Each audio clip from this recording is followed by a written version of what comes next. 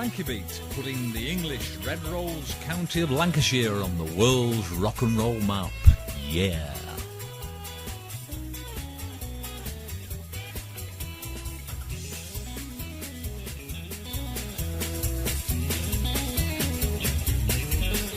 This is Mitch.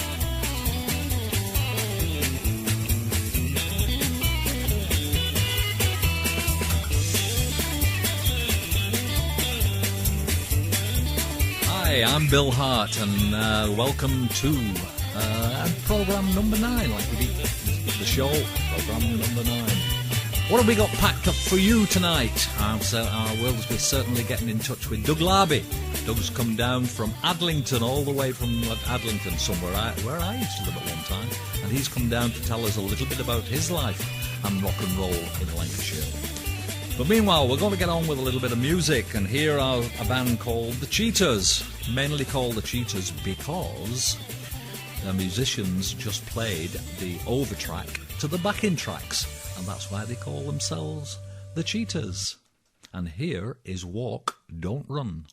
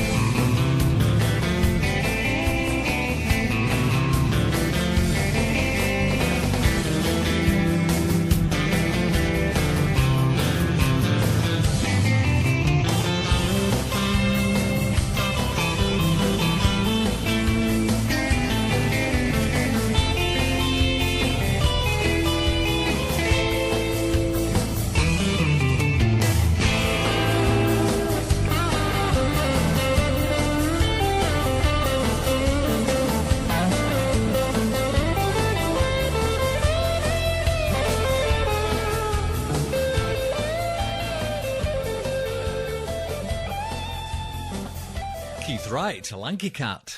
That's the lead guitarist there on that particular track, and what a good job he makes of that. Covering the Ventures, I'm told here reliably, by our guest here tonight, and I want to introduce you to Mr. Doug Larby. And I remember meeting Doug way back in the 60s in a little cabin in Hindley near Wigan. And the cabin sold, I'm not quite sure what it sold, but I remember going in and paying our band's commission. And usually in there was a young woman called Irene.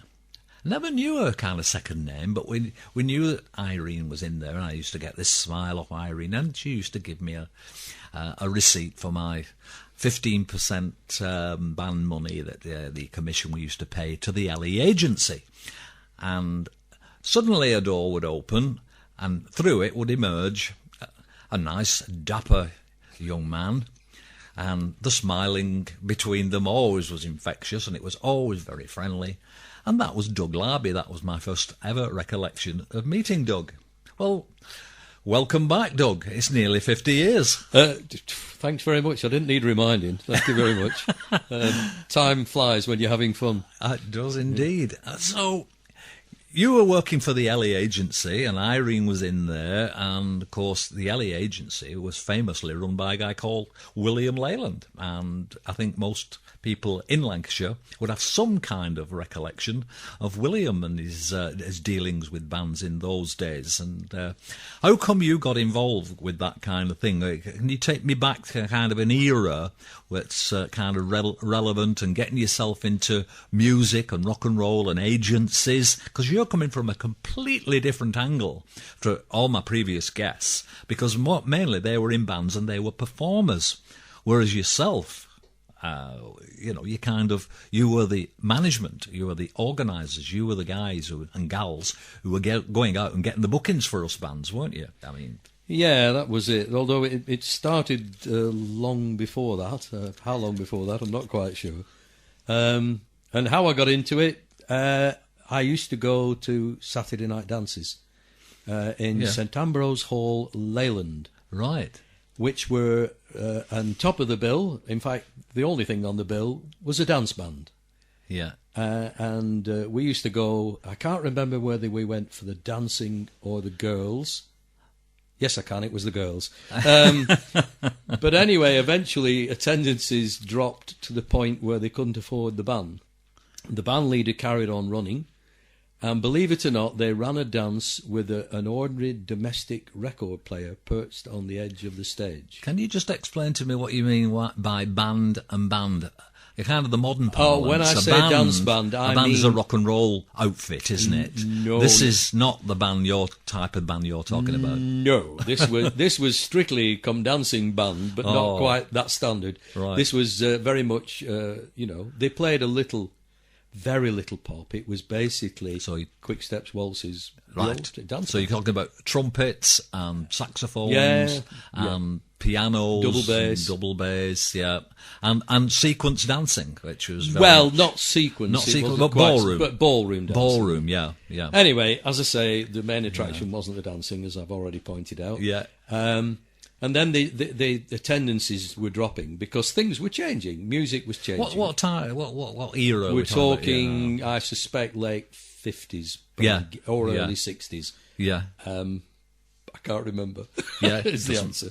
But anyway, they finished up with a record player, an ordinary record player, perched on the edge of the stage. Believe it or not, it might have been a dancette or something like that. Brilliant. To fill a hall on a Saturday night, trust me, when you see what we use now. And the only microphone they had was an old tape recorder, which if you stop the tape, you could make it into a microphone by talking down. I remember it. The microphone. I remember it, yeah. The old TK-90s, the Grundigs and things like that. This was a TK-20, I think. Oh, early days. That's it. And I always remember going up and asking for a Neil Sedaka record. And the guy said, Neil who? And I said, Neil Sedaka. He said, oh, you can say it better than I am. You announce it. And he thrust this microphone into my hand. And I announced, and he asked me to do one or two more, and I did them. And at the end of the night, he said, can you come back next week and do some more? Fantastic. So that was basically how I stumbled into, first of all, being involved with music. As an anchorman, yeah. Well, they call them compers. I think we were sinking, never mind anchoring at the time. Things didn't go too well, and eventually he gave the dances up. By then, I'd formed an association with a lovely guy called Jim Marsden, who was similar age to myself. Yeah. And we began to promote dances ourselves. Yeah. And we were very ambitious for the time. I always remember running dance. We ran a big dance with 5 groups on the bill, which at that time was unheard of. Absolutely. Yeah. And from that, we formed an agency called Classic Entertainments. Right. The reason being that Jim drove a Ford Classic car, for those of you old enough to remember. Oh, right. Which had sad connotations, because sadly, Jim, my partner, died in that car, in a car crash. Oh, dear. And the agency which we had formed part-time, but which was doing very well, just folded, you know. Yeah. And I went to join Ellie Agency, taking with us our most successful act, which was a group from Preston called Ray Lewis and the Trekkers. Remember them well. Who had represented the north of England in a big competition for Top Rank. Do you remember Top Rank ballrooms? I certainly do. I didn't play much in the Top Rank, but I certainly remember them around at the time. Yeah. What actually were the Top Rank? Were they ballrooms? They were a ballroom, but they did have groups on. They moved. They moved from with the dance bands. They were popular dance venues, basically. They had to make money and keep open, didn't they? And they organised a big national competition, and Ray Lewis and the Trekkers represented the North West in a final in Brighton. We travelled all the way to Brighton, which then, believe me, was the other end of the world. It certainly was, yeah. It certainly was in a van that wouldn't go more than 45 mile an hour. And pre-motorway as well. Yeah. And that's and they came third in the competition. Excellent. Can you remember who was the first? I can't remember who was first. Second? I can remember the guest group, which will date it because it was the Applejacks who recorded a song called "Tell Me When." Tell Me When, yeah. Remember that well. Yeah, that was a number one. I think. Yeah. So they were the star guests on the final competition. And if I recall correctly, they had a girl drummer. Are you thinking of the Honeycombs? I'm thinking of the Honeycombs. That's where I made my first deliberate mistake of the night. Okay, we worked with them as well. Right. Have I the right? Anyway, I tend to butt in when I'm not wanted. But, never mind. Never mind. No. So it's getting you into the phase where you were actually beginning to work in the business, not on the performing side, but on the management side, opening up venues and putting on bands with your own agency. Yes. And when that folded, I then moved to LE, taking Ray Lewis and the Trekkers with us. Right. Because they were a very, very good outfit, and B, by far and away the most successful group or band, whatever. They were that we had. They were a first phase band as well, as I tend to call them. The first phase were the bands like the Beat Boys and Ray Lewis and the Trekkers, the Vaqueros and stuff like that. They emerged right out of the skiffle era and started to play a heavier style of music, more bluesy orientated. Obviously, they called it rhythm and blues for nothing. That's where it came from. And these are the bands that took it on and brought it forward into the 60s. And one of these bands, of course, was the Beatles in Liverpool. Many together with another 300 or so in Liverpool, and 200 or so in Lancashire. They're just estimated figures, but that's how it started. But they were first phase, because I remember I would call myself second phase. Yes, I understand what you're saying.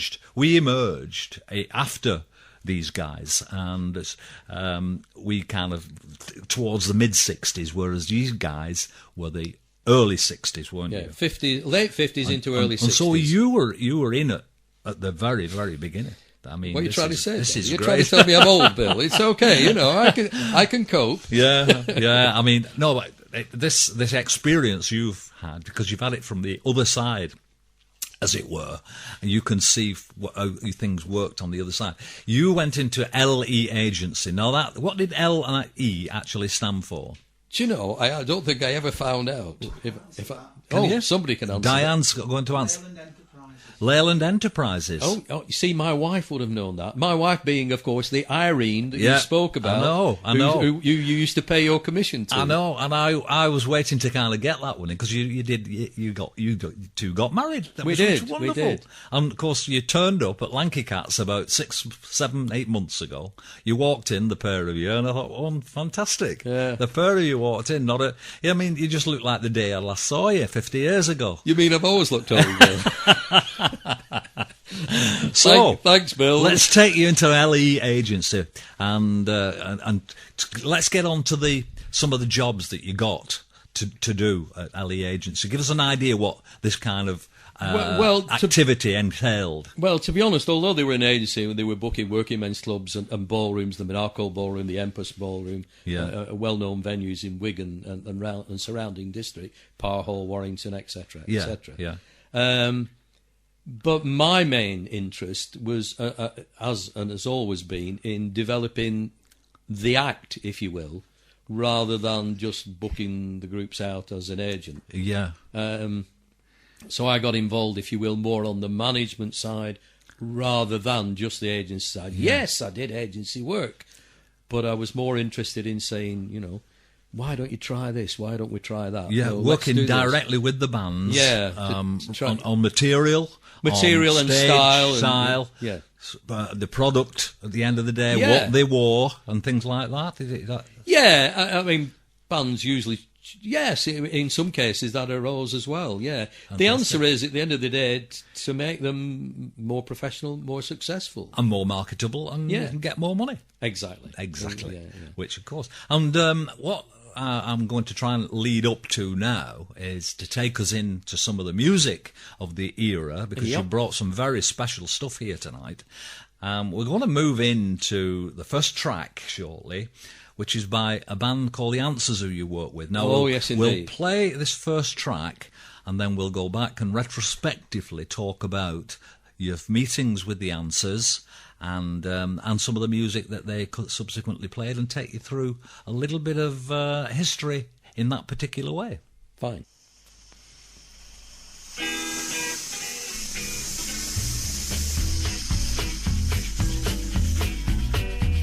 John Henry, he was a railroad man, a hammer in his hand, locomotion moving down the line.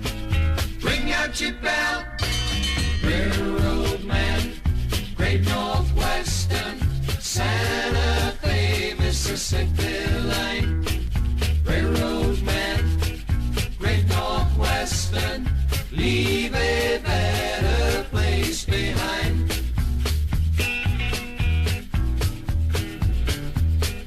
Cannonball Casey was the man who drives the engine, a lever in his hand. Woo, woo, woo, woo, as Casey pulls his lever, ring out your bell, railroad man, Great Northwestern, Santa Fe, Mississippi line. Railroad man, Great Northwestern, leave a better place behind.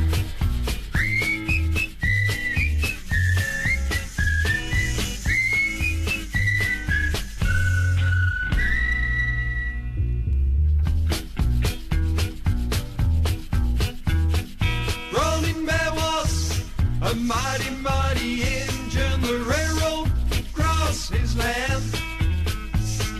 Too many white men, he get him a shovel. Ring out your bell, you can't beat 'em, join 'em. Railroad man, Great Northwestern, Santa Fe, Mississippi line.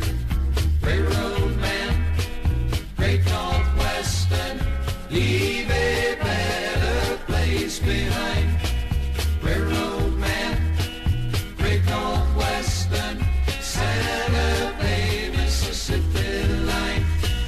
Railroad man, Great Northwestern, leave a better place behind. Ring out your bell. Railroad Man by The Answers, actually recorded in a studio in Farnworth. It was indeed. And I think it was penned by one of the guys in the band, and I think it was done by and written by Dennis. Yes, I think you're right with that track. Yes, I think you're right. The lineup of the band, I'll just give you that. It's Tom Casey was lead vocal and drums, and a marvellous frontman presence, even though he sat behind a drum. And, of course, big lad with a big personality. A big lad with a big personality, and of course he was a drummer, and all drummers are mates, because all guitarists call drummers, you see. So we have to stick together. Don't go into any drummer jokes. So we have to stick together. So Tom, if you're listening, I'm with you, mate, all the way down the line. Dennis Newman was the bass guitarist, and Brian Gibbs, the lead guitar. Just going back to Dennis, his particular style of playing bass was rather unique, and also so was his dress on stage, because he used to wear short pants. Hot pants, even better than short pants. He wore hot pants. He was the only guy I knew that ever did that, until that guy out of AC/DC. He nobbled the short pants, didn't he, when he put his little school uniform and his school cap on. Can't think of his name now, the fella out of AC/DC, but somebody will tell me. I can't remember. But there you go. We come on this show fully prepared, folks, as you can tell. And so there you go. We start talking about things, and we get tied up with facts and figures. But there you go, Doug. So you got in with one of these bands, Call The Answers. They were making recordings. I mean, how advanced was that? We never even got near a recording studio when I was in a band. It was their own. They built it. They built their own recording studio. Fantastic. They made the walls at double thickness and filled them with sand To deaden the to sound. deaden the sound, so the neighbours wouldn't complain. Yeah. And they did all the recording. And within that group was a guy who later went on to be a great singer, guitarist, songwriter, but also a great engineer and arranger, which was Brian Gibbs. Yeah. So he was much involved with the technical side, as indeed was Dennis. And they made their own records. And that was, to be honest, one of my first memories of the Answers was recording Railroad Man. Yeah. Yeah. And although it was, we're talking twin-track tape recorders here, we're not talking multi-track. I know what you're talking about. You're talking about equipment that's unimaginable these days in terms of being like basics. I mean, the idea of a recording studio in my head is that place in London called Abbey Road, and then others that we never even knew existed. And it was like some kind of palatial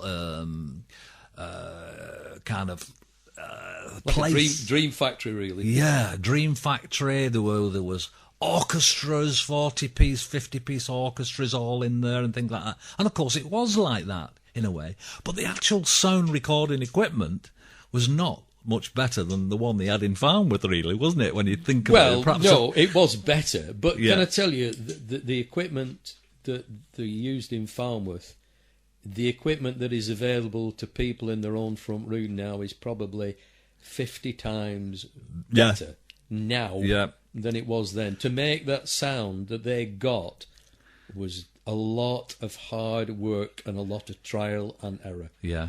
Yeah, it was- and there was no such thing as digital then, was there? Oh. I mean, with digital, with this program tonight, all I've got to do is take it home, rub this bit out if I Yeah. don't want it, and then nobody knows any different when I've done it. And it takes like about 3 seconds to do it. So, but this, you had to start. If you made a boo-boo recording on a track, Yeah. you had to start again, didn't you? Completely. Yes. I'll tell you what, when we've played a studio recorded track, I'll give you an indication of how they used to do things in the studios that you were talking about, Yeah. or that kind of studio. Yeah.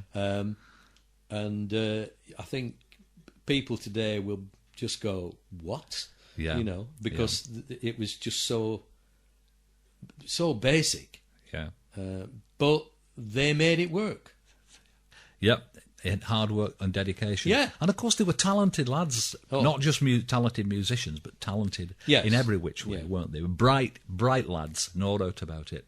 So what we're going to do and take you on to now, but, I mean, we're sticking with the Answers, and give me some idea of, kind of the gigs you used to go and get them. You were working as a manager with them, advising, listening to them. They were only one of the groups I worked with. I was Yeah. not always specifically with one group. Yeah. So obviously there were some that you worked with more. Yeah. But they would work all over the country, and they would work like groups do even today, unless they're megastars. They would do big gigs and small gigs. Yeah. As the main thing was to do gigs. Yeah. And were they a professional outfit? A lot of semi-professional outfits who had jobs as well. Were they a professional outfit? They eventually got to that stage where it was getting to be a profession. There's no doubt about that. Yeah. And they were a very talented band, much influenced by the Fab Four, I might add. Yeah. And in fact, they were one of the first groups I ever remember doing a Beatles tribute, as they're called today. Right. They did a whole set, which was based on, at one point, which was based on the Beatles. Purely on Beatles tracks. Yeah, they put this together as a sort of idea for a show. It was their idea, not mine, I hasten to add.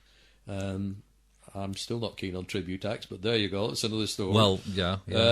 But having said that, at that time, it was innovation. It was. It was definitely innovation. And they were good at it. Yeah. I couldn't, you couldn't knock what Oh, they did. they were a class act. I want to read here just something that Mitch sent to me. not a while ago. That's Michael Mitchinson from Ipso Facto. He's given me this. He put it on Lanky Beat. He said something. I beg your pardon. It wasn't Mitch. It was Gary Hughes in May 2010. This is what he said about them: a three-piece with as much punch as you could ever imagine. Dennis had a Fender Jazz. That's a bass guitar that he must have attacked with a chainsaw. Couldn't tell what make it was in the end, but crikey, could he play it? With a Vox Supreme amp, 2 times 18-inch bass bins with tweeters on a bass cab. The sound was amazing. He played a lot by hitting the fretboard with his fingers. I consider him to be the best bass player I've ever seen, ever. Seriously, Mark King of Level 42 could not have touched him, and he used to wear hot pants.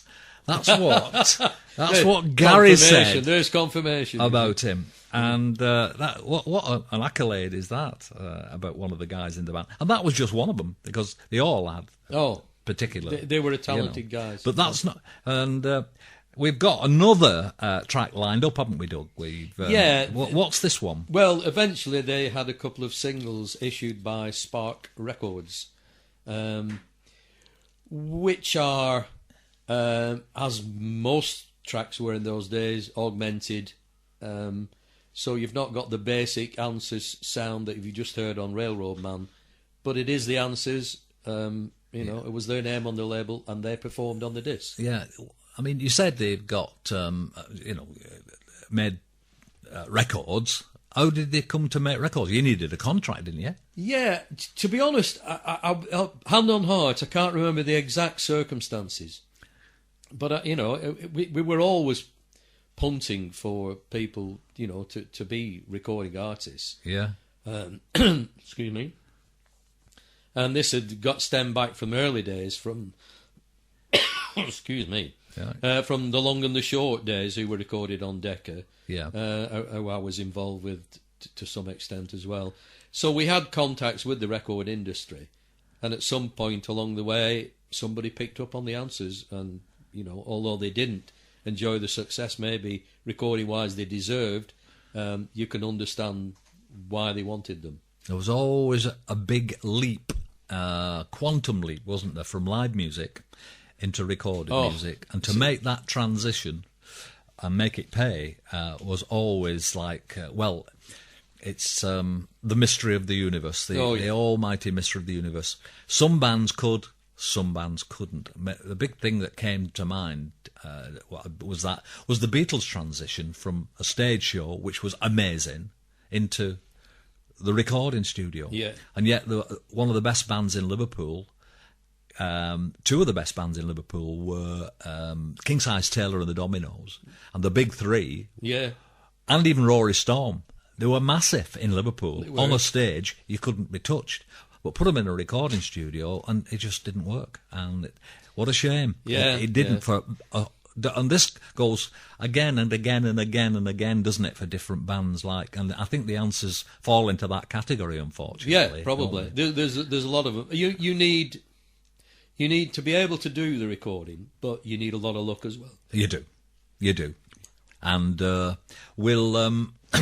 we'll play that track now. What's it called, Doug? Can you remember? Give Me All That I Need. Give Me All That I Need.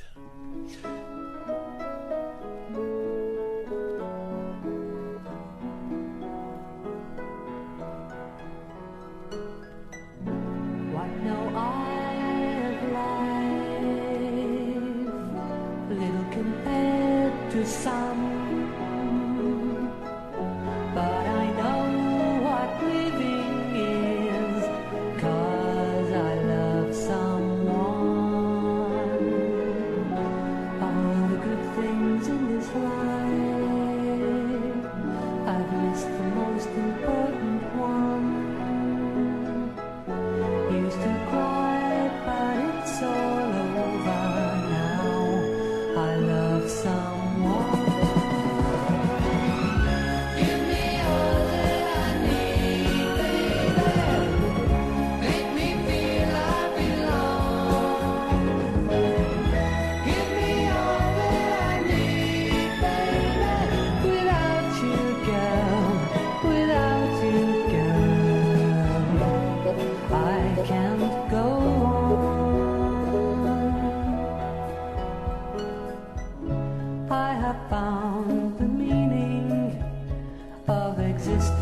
of a kind.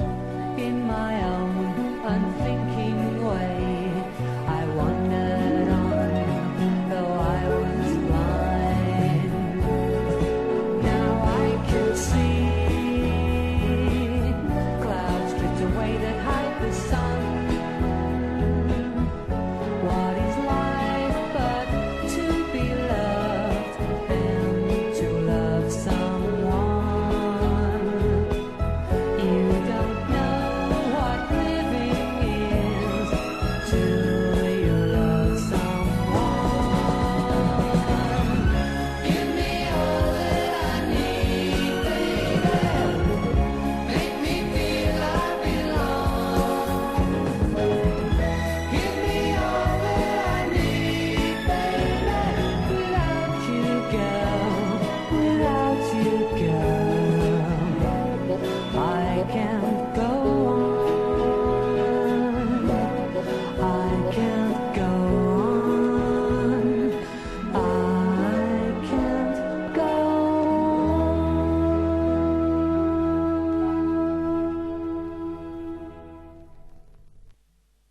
Wow, I can't believe that is rock and roll in terms of what the Answers used to be. This is something that used to happen, though, isn't it, Doug? Yeah, the thing is that basically you're in the hands of record producers. You know, Yeah. here's a song we think will do well. We can get the Answers to record this. Yeah. Oh, we'll throw an orchestra at them as well. Yeah. You know, I Yeah. mean, it changes the whole feel of the band. I mean, there's, you know, apart from Brian Gibbs' voice, there's very little. I was going to say that's Brian at his best with the voice. You can't Yeah. take that away. But you can't recognise the Answers in there. No. The No. name was on the label, and they played on the disc. But they're buried in this super smooth silk Ooh. song that isn't really their bag. Goodness me. I hope you didn't go to sleep while that was on, folks, while you were listening to it, because it was that smoochy and smooth, wasn't it? Well, yeah, I mean, the reason I could have chosen another track, which is punchier, but I just think that the variance between Yeah. the Beatles and the Railroad Man that were the Answers, Yeah. and the song that a record producer decided, hey, we'll get the Answers to record this. It just gives you an awful big insight, doesn't it, into the business of what Yeah. went on in the background. And that's where you, as an entrepreneur and, mover fixer, mover and shaker, that's where you came in. And this is brilliant stuff for Lanky Beat. I think it's marvellous to have you on the show. What I'm going to do is just hold it there just very slightly, because we've got a little advert for you, and it's happening tomorrow night. And it's happening in Morecambe, would you believe? Because 50 years ago, tomorrow, to the day, the Beatles played in Morecambe, and they played there at the, hall, wasn't it called? The Floral Hall, of course. And to celebrate that, we are doing a concert at the Midland Hotel. Now, that's been done up big style. That was a 1930s I know the one. Yeah. Art Deco, Yeah. and it went into complete and utter disrepair. It's right on the beach. It's a fantastic building, and they've done it up magnificently. And to have anything in there, and I've been in there and had a cup of coffee, and I always knew you were well off. I spilled £2.50's worth in the saucer. Yeah. Do you catch me drift? Yes. But don't let that put you off. For 15 quid, this is what you get tomorrow night. It includes the Paul Hayes collection, who many people are now getting to know quite well, from Cash in the Attic on TV. He's just done another programme for Sky. I'll give you another plug there, Paul. He's got a new programme on Sky, Antiques House, I believe it's called. Yep. So that's his new show. And together with, from Liverpool, the resident band at the Cavern is the Shakers, and that's where you'll get your Beatles fix from. So get down there and listen to some guests who are arriving from the inner circle of the Beatles. Now, I can't give you any more than that. That's all I've got. Whoever's in the inner circle of the Beatles, there's somebody going to be there to talk about it. And then, when you've done all that, I believe the hotel is providing Lancashire tapas. Now that... how can you miss that? Huh? You can't, can you? So for 15 quid, get over to Morecambe. Here's last-minute ticket sales telephone numbers. 01524 850 757. And another one for you is 07736 979 483. All proceeds go to charity. So get on your bike tomorrow, on your tandem, and get pedalling over to Morecambe for tomorrow night. I'm sure the show will kick off about 8, but don't take me at face value on that, because I've not got any here about detailed talk a starting time. But it's certainly worth getting over there, especially in the middle of dark and dismal January. It's snowing outside at the moment, but inside here it's nice and cosy, isn't it? Sat on these couches, Doug. Oh yes, complete with a cup of tea. I know, complete with a cup of tea. We just snaffled a quick cup of tea there. Diane doesn't have look after us, doesn't she? Fantastic. I mean, doesn't it? And of course she's responsible for producing the show as well. All the technicals. I think she deserves technicals and tea. A big round of applause. Give her a big round of applause. Yeah. Technicals and tea. Do you like that title? Absolutely. Do you like that title? Absolutely.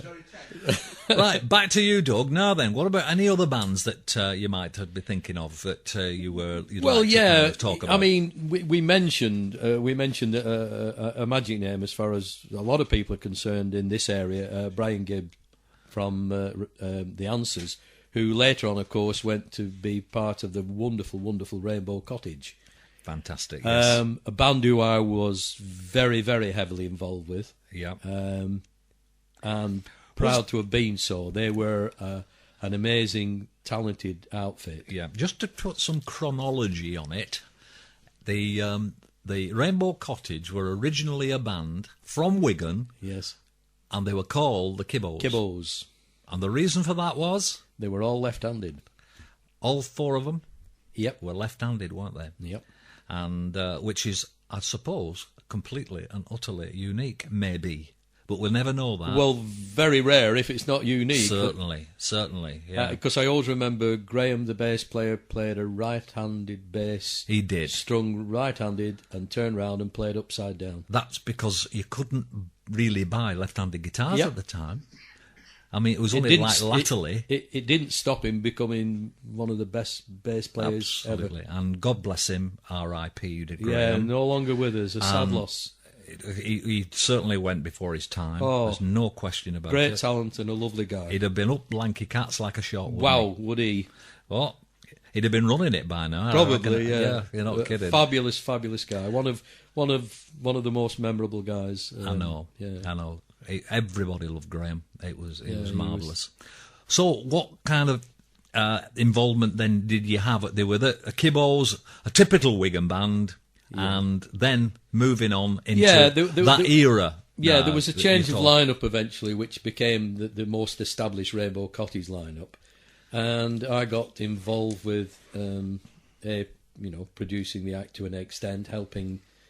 Although, believe me, I had no musical input because I'm not musical as such, but I do know what's required on a stage to make it work. Yeah, And eventually, as with a lot of the acts, we wanted to get a recording contract. They were fortunate in having Brian, because not only was he's one of these multi-talented guys. He's a guitarist. He can play some keyboard. He's a singer, a songwriter. He can engineer. He can produce. In fact, if he wasn't such a nice guy, you could hate him. I know, you could definitely hate it. I know, I hate talented people. Yeah, but he was such a nice guy, you couldn't do that. I know. And he started to write songs, and he engineered and produced them with the rest of Rainbow Cottage in the studios, Castle Studios, underneath the LE agency. Whereabouts was the underneath in the LE agency? Where was that? Is this still in Hindley? Yeah, it was in Hindley. It was in, oh God, what was the name of the pub they took over? Nelson, right. The Nelson House. It was in a pub in... Is Nelson that House. How Nelson House got its name? Because it was the old Nelson pub. Yeah. I'd moved on by this time. I was in... Are we talking about the 70s now, aren't we? I think We are, yes, yeah, we are. yeah. We're moving into the 70s. I was kind of married and 2 kids, and copper canopies in living room, go at fireplace, and fitted carpets and Venetian blinds. That's what we were into. We've moved on from rock and roll. I feel like I should be playing I violin know, while I you're know. saying this. So I missed out all this. Meanwhile, Graham and the rest of the gang from Rainbow Cottage took it to another level, didn't they? Oh, yeah, While very most much of so. us were kind of getting married and getting kind of, sagged with mortgages and, landlords to keep, at the pub and things like that. I wouldn't go down this road too much. Your wife might be listening. You know what I mean? But yes, they did. They really, really stepped it up a gear or two. They did, didn't they? Took it that next level. And again, with a lot of work, they recorded songs in that studio, which was by this time, I think I'm right in saying, 4-track. Wow. Yeah. Boy, were we advanced. Yeah. We weren't really, but for us it was an advancement. Yeah. And with Brian's magic on the engineering and a lot of input from the rest of the gang, Yeah. they produced some songs. And yours truly Yeah. took them to London, which was a bit daunting because it's, I hadn't really done this trek on my own before with just a briefcase, which incidentally I still have, tatty briefcase, but I've kept it. Yeah. With the songs inside, and I took them. I got an appointment with Penny Farthing Records, Right. and met a guy called Eddie Stevens who was in charge of the publishing.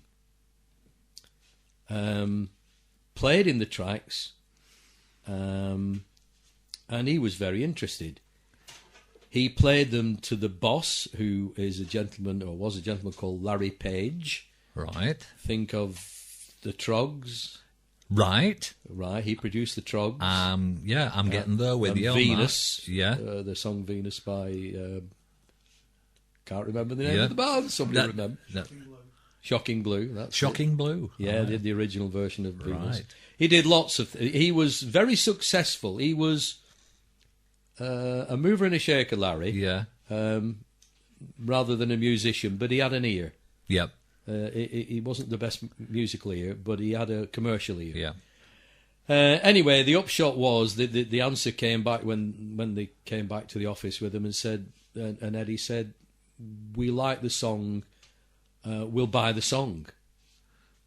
Yeah. And I said, "But what about the group?" And he said, "No, we'll just buy the song, and we'll publish it and we'll give it to somebody." Absolutely unbelievable.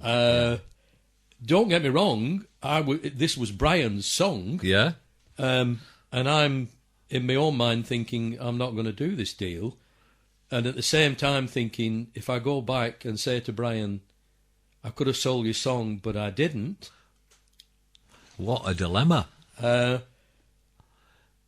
You've got an off- But I said no. Yeah. I said thanks very much. I'll take it somewhere else. I believe in this band, and I believe this is their song. Fantastic. And I just said goodbye and walked out. Thankfully, later they rang me up and said, "Okay, we'll take the band And the song. and the song." Fantastic. The song in question, Yeah, please. Seagull. Right.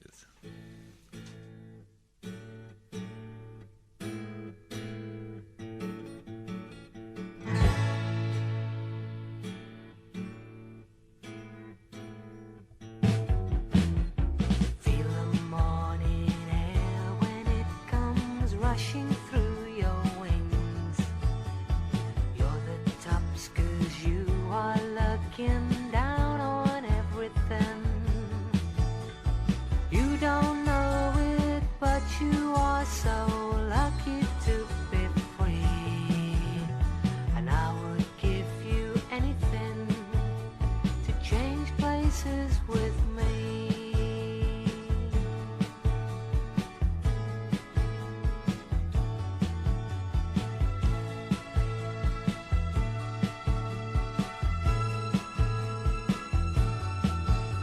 I watch you disappear into those golden rays of sun. And even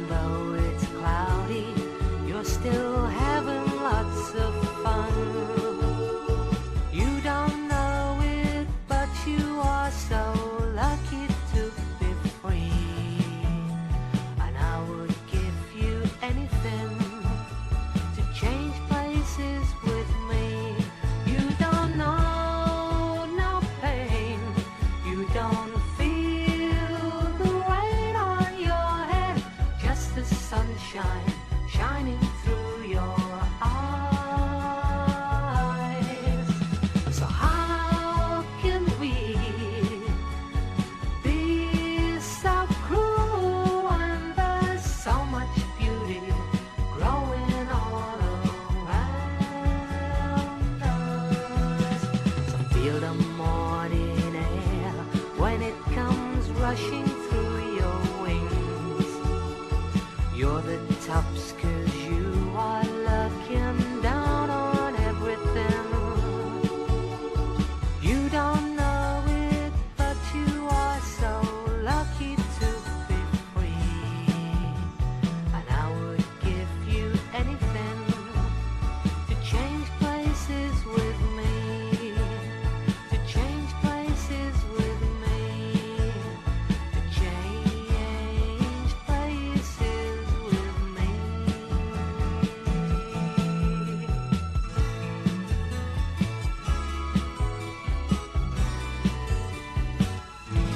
Well.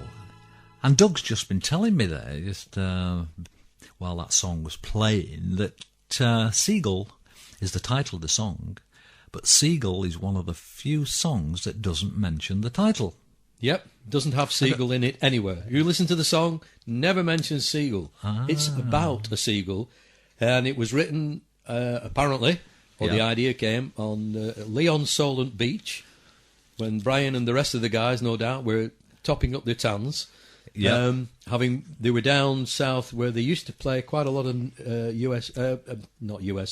Navy bases, and some US bases as well. Yeah. But a lot of Royal Navy bases. I know. And Brian sat there watching a seagull, And the song wrote a song. song popped his head. Nothing more inspiring than writing about something you can either see or know. It's fantastic, that. I love that. And of course, that is featured on the album, because they made an album. They made one of the bands we can talk about that went on to make an album. Right. A 12-track album, 10 of the songs of which were written by that talented fellow we talked about, Mr. Brian Gibb. Brian Gibbs, yeah. And is that the song you've got lined up next for us? Well, it's one of the songs. One of the songs. The second single, that was the first single. The second single was a song called It's a Real Nice Way to Spend a Day. Yeah, tell us a bit about that. Well, they released the song, and the Seagull got to number 33 in the charts. They did Top of the Pops. They did Crackerjack, and 2 days running. And that was in 76, I think I'm right in saying.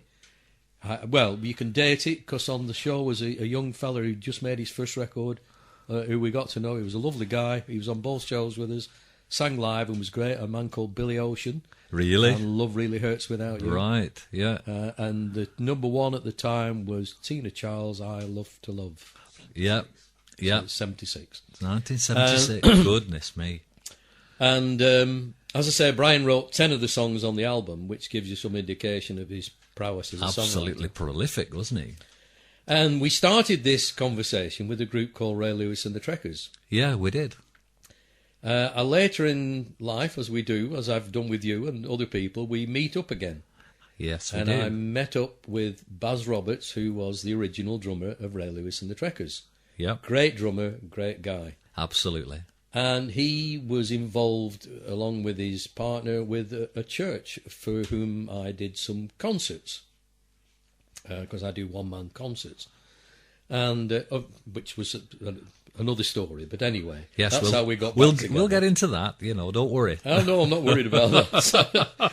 But the reason I've said this is that A Real Nice Way to Spend the Day was a lovely track, and I knew that Brian had got the original backing track at home, because he was always canny at collecting stuff. And I told him what we wanted to do a CD as a project for this church to raise money, along with some members of the church who sang songs as well, and they asked me to do some tracks. And when I found out he got this track, I asked him, would he mind if we recorded this for this album? And he said, fine. And I recorded this with Baz Roberts singing harmony. And we talk about studios. This was recorded in Baz's kitchen. In Baz's kitchen. Wonderful.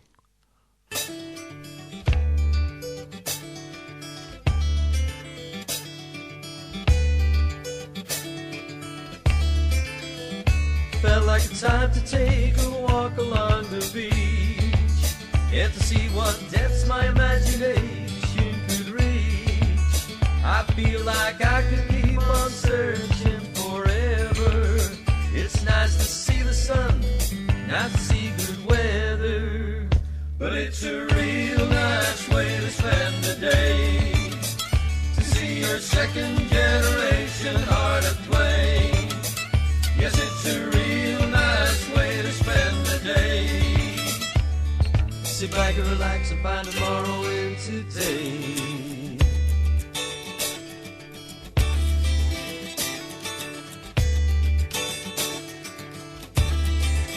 Lonely figures tempt the tide, come catch me if you can. Pitter-patter little feet, leave pictures in the sand. Walking round in endless circles, staring at the shore. Looking hard, but they don't know just what they're looking for. But it's a real nice way to spend the day. To see your second generation heart at play. Yes, it's a real nice way to spend the day. Sit back and relax and find tomorrow in today.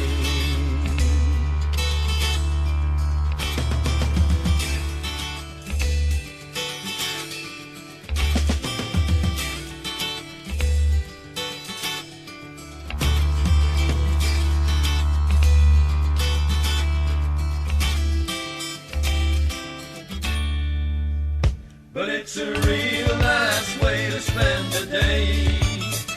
To see your second generation heart at play. Yes, it's a real nice way to spend the day. Sit back and relax and find tomorrow in today. But it's a real nice way to spend the day. To see your second generation heart at play. Yes, it's a real nice way to spend the day. Sit back and relax and find tomorrow in today. But it's a real nice way to spend the day. To see your second generation heart at play. Yes, it's a real nice way to spend the day. Sit back and relax and find tomorrow in today. But it's a real nice way to spend the day. To see a second generation heart at play. A real nice way to spend a day. In the kitchen at Dark Dougie. Well, yeah. You and Barry? It was a night, yes. Me and Barry locked in the kitchen. Sounds terrible, doesn't Barry, it? drummer from the Trekkers, and I've got kind of an admission to make. I don't even remember. I was in the Trekkers for about 6 months. Yes, you were, yes. I know.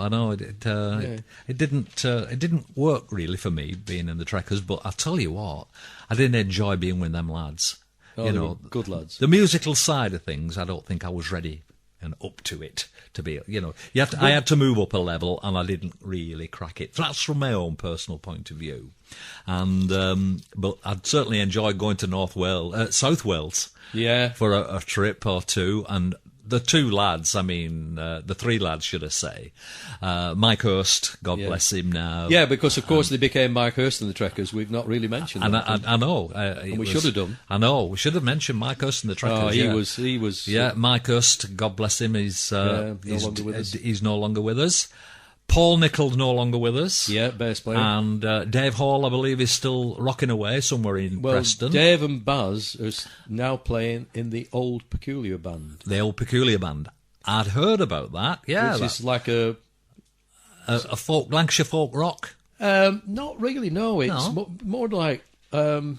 I don't know what you would call it, barn dance Cayley band. Oh, all right. But occasionally they throw in a bit of rock and roll at the end, I must be honest. I bet they can't resist it. I know. No. I think they bring out Johnny Be Good at the end. Right. I'd love to meet up with Dave and Barry again. They certainly.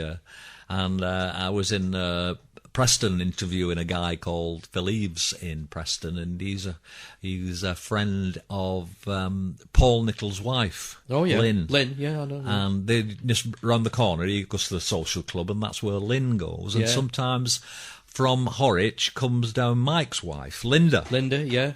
And so and they got in touch with me.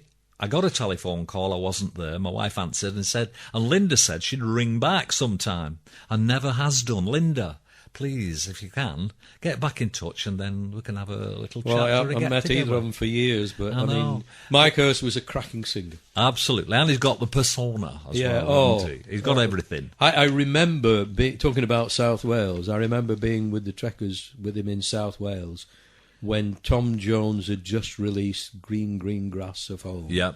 And I remember Mike in a red velvet shirt, sat on a stool, singing Green, Green Grass of Home. And the women were they were Gaga. drooling, they were going berserk.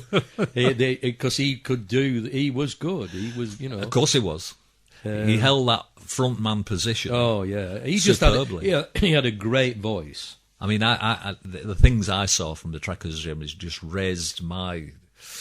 Well, I just never imagined what... it's difficult to describe, but I just moved up a level when I went with them guys. They were good. I did never feel adequate for that particular band because they were amazing. And after 6 months, I thought things were changing for me, so I decided I would move on. Sometimes things work, sometimes they don't, and Yeah. sometimes there doesn't even need to be an apparent reason. I know. There doesn't have to be, but I'm just glad I can just say I know the guys and I love the guys for what. Well, I mean, know. it was a real joy to get back with Baz after more years than we care to mention, and to be able to record that with him. I mean, he plays guitar now, and he writes songs and things. Fantastic! Oh, I'd love it for them to come down to Lanky Cats, for instance. We'll have to work on that. I know. Well, so we'll make which gets me into the advert. You see. Oh right, for the fine. next advert, because the next Lanky Cats is a week today, 24th of January. We'll be featuring 3 bands all on the night, all live. The Blue Notes, Jerry's Hat-Tricks. I like that one. And Tom, Dick and Harry. That's my particular band. And we're going to get together and do it all over again next Thursday, the 28th. Don't forget, it's only £1 to get in. And you're in for an absolutely fabulous night. I know that Doug here, he came down one night and found himself comparing, didn't you? Yeah. You must have been desperate. That's all I can say. Never mind. Doug's a pro, and he's very modest about it. But there you go. So get back on track then, just a little bit to kind of take us up to and beyond and towards the ending. I believe you've got some kind of surprise little track for us. I have. You don't want to tell us too much about it, do you? No, I don't. It's track 9 on there. Right. So all right. Now then, without kind of telling us what it is, Well, I'm going to for tell. me. No, I'm going to tell you now. You're going to tell me now. Yes. Fantastic. Yeah, and I suggest you finish. Well, you can say what you like. Right. It's your show. Yeah. But can I tell you, you've talked about Lanky Cats and you've done your adverts. Yeah. Right? Last October saw the first anniversary of Lanky Cats. Yeah. Right? Yes. Which was, I thought, fantastic. I thought, and this is no bull, I thought what you and the rest of the gang have done has been amazing. It's brought together so many people who would not have seen each other. It's put people back on stage playing together who would not have played together. Thank you very much. And the whole effect has been amazing. So much so that I thought it should be recognised nationally. And I actually sent a request to Brian Matthew on Sound of the 60s. Did you? Saying that I think you ought to play this and dedicate this to Bill Hart, Diane, Tony and all the rest of the gang at Lanky Cats because they're doing a great job. Sadly, he didn't play it. Oh. But it doesn't stop us playing it. Yeah. So let's celebrate that. Yeah. So this was the track I requested. It's not one of the groups I've had anything to do with, but I've just felt that it summed up what everybody who goes to Lanky Cats would wish. And it's to you and the rest of the gang. And it said, keep on running. Cats and keep on running. I'll never know absolutely. I'll always associate now Lanky Cats and keep on running as one of the same, synonymous now for me. That's such as they say, the message is in the song. A kind thank you for doing that, and a kind thank you also, Doug, for travelling all that way in your skis and your sou'wester, all the way down from Adlington, a place where I used to live. You know, would you believe this? I lived in Adlington for 17 years, and I know that you've lived with Irene. Say hello to Irene for us Will do. tonight. For much longer than 17 years. long I time. never bumped into him. Of course, that was because I used to go in the pubs and I don't around drink. the area, and Doug didn't. I don't drink. I know, he doesn't drink. And I met a lot of lovely people in Adlington. I've since moved on to Southport. That's where I live now. I'm not giving you my address because you might come round and, sort me out. But anyway, that's where I live now. We're here in the wilds of Wigan, Pie Country. That's where we are. I'm saying nothing. And you're saying nothing. And thank you to Diane Yeah, cheers. for, again, thanks. producing a wonderful show and 4 cups of tea. Is that all right? Yeah. Excellent. That's right.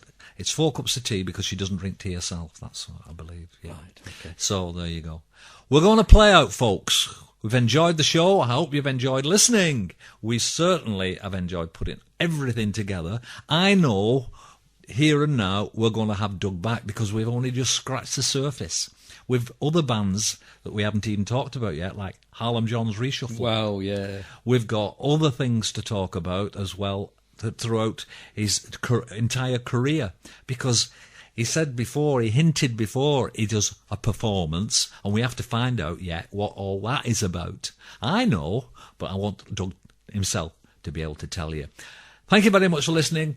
Okay, I'll sithy, as they say in Wigan. God bless and good night.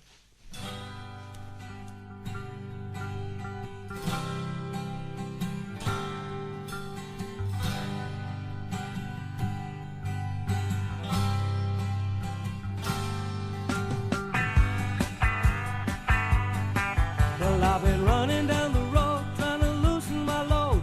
Got 7 women on my mind. 4 that wanna hold me, 2 that wanna stone me. 1 says she's a friend of mine. Take it easy, take it easy. Don't let the sound of your own wheels drive you crazy. Lighten up while you still can. Don't even try to understand. Just find a place to make your stand and take it easy.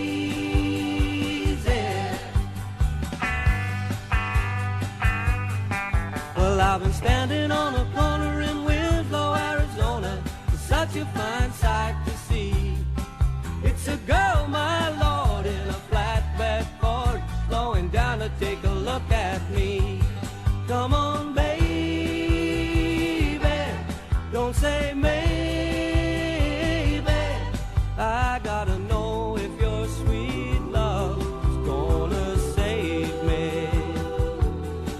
We may lose and we may win, but we will never be here again. So open up, I'm climbing in, and take it easy.